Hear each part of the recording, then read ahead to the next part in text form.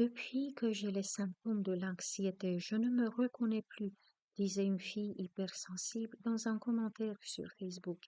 Et c'est très profonde et émouvante, cette réflexion, car ça laisse imaginer à quel point sa vie a été bouleversée. Et comme beaucoup d'hypersensibles se confrontent aujourd'hui avec ces symptômes invalidants, j'ai décidé d'apporter un éclaircissement plutôt de nature énergétique. Bonjour à tous, c'est Claudia Stéphane, hypnopraticienne spécialisée dans la thérapie pour les hypersensibles et les surdoués.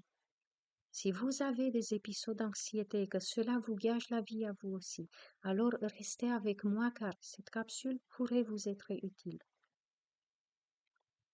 Un état d'inquiétude constant, peur irrationnelle, difficulté à se concentrer, irritabilité, nœud à l'estomac ou pression dans la poitrine, l'étourdissement ou le vertige peuvent être des indices que vous souffrez d'anxiété. Et on a des symptômes d'anxiété lorsqu'on est proche d'une source de stress persistante. Si les causes vous paraissent nébuleuses, vous pouvez observer quelles sont les circonstances où le pic se produit pour comprendre ce qui les génère. Un éloignement sera ensuite nécessaire. Oui, mettre de la distance physiquement, c'est nécessaire et c'est bénéfique, mais pas toujours évident. Les circonstances ne le permettent pas toujours ou pas tout de suite. Alors il est capital de créer cette distance dans le plan énergétique. Je m'explique. Lorsqu'on est sous l'emprise d'une situation ou d'une personne qui nous crée un stress intense, on a tendance à se laisser complètement absorber par cela. Si on cherche l'image ou la description de cette situation dans notre esprit, on va constater que nous nous voyons extrêmement petits face à quelque chose d'immense qui nous écrase. Il est donc nécessaire de minimiser cette situation ou de diminuer dans notre esprit l'image de cette personne à qui on a attribué des forces surnaturelles. On aura besoin de construire une nouvelle image de cela et modifier la nôtre aussi.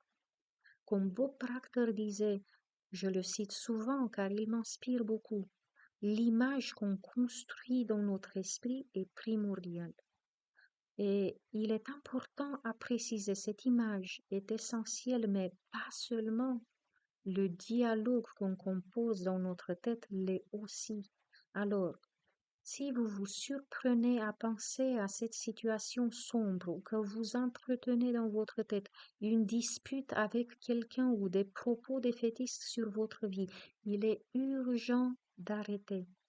C'est un processus qui nécessite beaucoup d'efforts et de la discipline que de surveiller ce qui préoccupe votre esprit.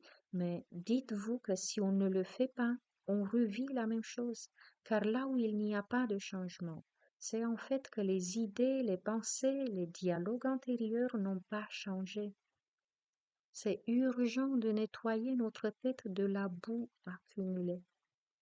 Les sages disent qu'il faut ignorer dans notre dialogue antérieur la situation actuelle et qu'il faut la remplacer par les images et des dialogues antérieurs qui expriment ce qu'on veut voir et ce qu'on veut expérimenter et non pas ce qu'on ne veut pas. Pour moi, c'est évident.